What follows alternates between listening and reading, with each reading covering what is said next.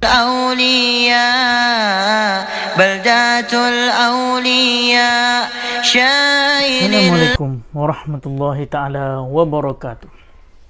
Hari ini saya ingin bercerita dengan tuan-tuan tentang Syekh Abdul Qadir Bukit Bayas. Ya Karim, Ya Karim, Ya Karim, Syai'illah, Syai'illah, Syai'illah, Syai'illah, Ya Karim, Ya Karim, Ya Karim, Ya Karim, Syai'illah, Syai'illah, Syai'illah, Syai'illah, Baldatul Awliya. Syekh Abdul Qadir Bukit Bayas ni nama dia Syekh Abdul Qadir bin Abdul Rahim. Ada gelarannya Syekh Abdul Qadir bin Abdul Rahim Al-Fattani, ataupun orang panggil dia Syekh Abdul Qadir Terengganu, ataupun ada juga orang panggil dia Syekh Abdul Qadir Duyung, ataupun orang panggil dia Syekh Abdul Qadir Bukit Bayas. Tapi yang banyak orang kenalnya dengan Syekh Abdul Qadir Bukit Bayas.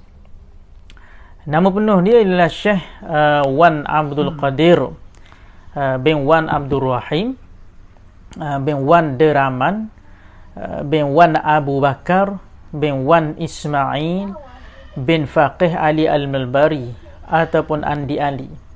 Di sini nasab dia bertemu dengan Syekh Daud Al-Fattani. Syekh Daud Al-Fattani.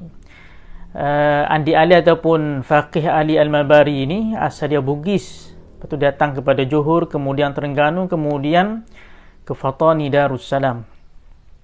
Jadi Syekh Abdul Qadir Bukit Bayas ni kalau ikut pangkat dia, dia lah datuk saudara lah kepada Syekh Daud Al-Fattani sebelah ibu. Sebelah ibu Syekh Daud Al-Fattani. Syekh Abdul Qadir Bukit Bayas ni, dia ketika kecil dia tu sehingga remaja dia belajar di pondok. Di pondok Fattani lah, beberapa pondok di Fattani Darussalam tu. Dia belajar juga dengan Syekh Daud Fattani. Walaupun dia tu pangkat datuk saudara, tapi umur dia tu lebih muda daripada Syekh Daud Fattani. Muda sikit lah daripada Syekh Daud Fattani. Tapi dia ni sama-sama belajar dengan Syekh Daud Fattani di Pondok Kuala Bekah di Patani tu.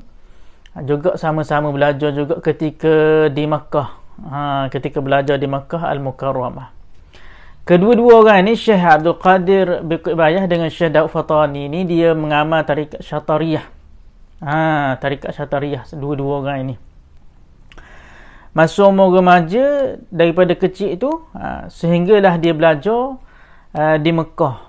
Ketika di Mekah tu, Syekh Abdul Qadir Bukit Bayas, dia berguru dengan Syekh Muhammad Saleh bin Abdul Rahman Pahubuk.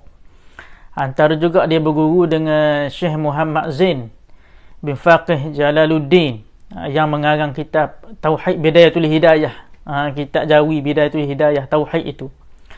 Juga dengan guru-guru Arab, dia pernah belajar dengan Mufti Syafi'i Mekah, Mufti Mazhab Syafi'i, nama dia Syekh Saleh bin Ibrahim. Juga antara guru kepada Syekh Abdul Qadir Bukit Bayas itu ialah Syekh Ahmad Marzuki, yang terkenal di antara kitabnya, kitab Syekh Ahmad Marzuki ialah Aqidatul Awam. Daripada dia belajar di Mekah tu, pada lebih kurang 1820-an, maka Syekh Abdul Qadir Bukit Bayas ni pulang kembali ke negeri Terengganu. Dikatakan dia datang ke Pulau Duyung, Pulau Duyung kecil. Mana dia datang kepada Pulau Duyung kecil di Terengganu itu, lalu dia mengajarlah di sekitar negeri Terengganu Darul Iman, di Pulau Duyung lah pusat dia mengajarnya. Dia mengajar yang utamanya mazhab Syafi'i dan menyebarkan, orang yang kuatlah menyebarkan akidah Ahlussunnah wal Jamaah itu. Akidahnya sifat 20 Abu Hasan Al-Asy'ari, Abu Mansur Maturidi, fiqhnya mazhab Syafi'i, tasawufnya tarikat yang dibawa Syekh tarikat Syatariyah tadi tu. Jadi pada lebih kurang 1830-an, tahun 1830-an ni, dia ni racang-racangnya untuk membuka pondok. Dia nak buka pondok, nak mengukuhkan lagi institusi pondok yang sedia ada di negeri Terengganu. Jadi pada waktu itu kiblat ilmu bagi Nusantaranya ialah Fatani.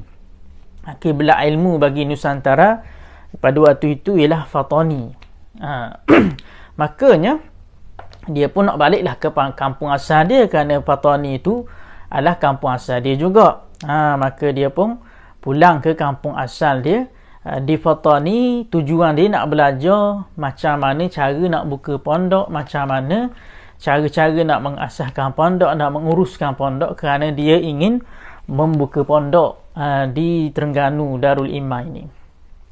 Tiba-tiba apabila sampai di Fatani, bila sampai saja di Fatani, berlaku peperangan di antara Kedah Fatani berlawan dengan Siam, berlawan dengan tentera Siam.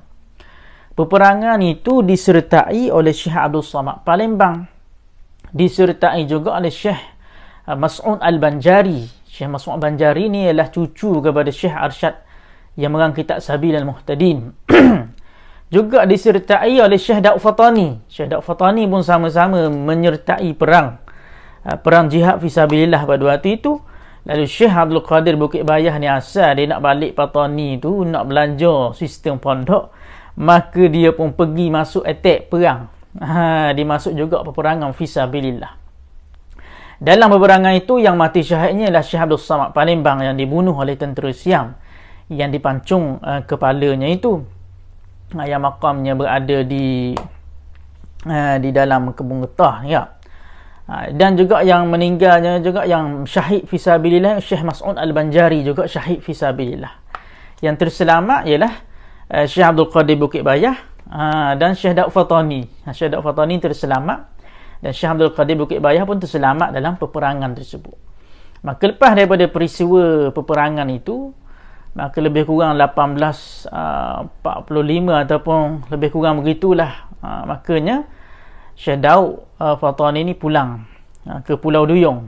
Syekh Daud Fatani pulang ke Pulau Duyung, dan Syekh Abdul Qadir Bukit Bayah pun pulang juga ke Pulau Duyung, Pulau Duyung kecil di Kuala Terengganu itu. Maka duduklah dua orang itu di situ. Tapi Syekh Daud Fatani tidak lama duduk di Pulau Duyung itu. Dia meneruskan seterusnya. Dia pergi selepas dia duduk di Pulau Duyung tu, Syekh Daud Fatani terus dia pergi ke Mekah Al-Mukarramah. Adapun Syekh Abdul Qadir Bukit Bayah, dia membuka pondok. Dia buka pondok di Pulau Duyung. Pondok dia ada dua. Satu di Pulau Duyung kecil tu, satu lagi di Bukit Bayah. Satu di Pulau Duyung, satu lagi di Bukit Bayah.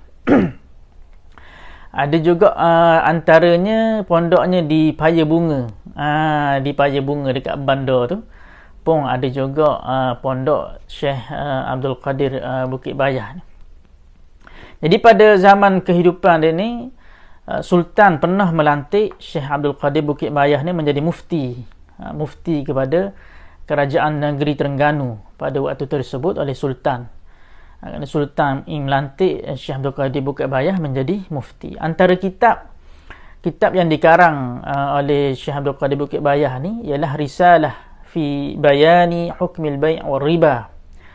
Juga At-Targhib wa Tarhib lil Bai' wasyira. Itu antara kitab yang dikarang oleh Syekh Abdul Qadir Bukit Bayah. Antara anak murid yang dia masyhur, anak murid Syekh Abdul Qadir Bukit Bayah ni yang masyhur ialah Sultan Omar.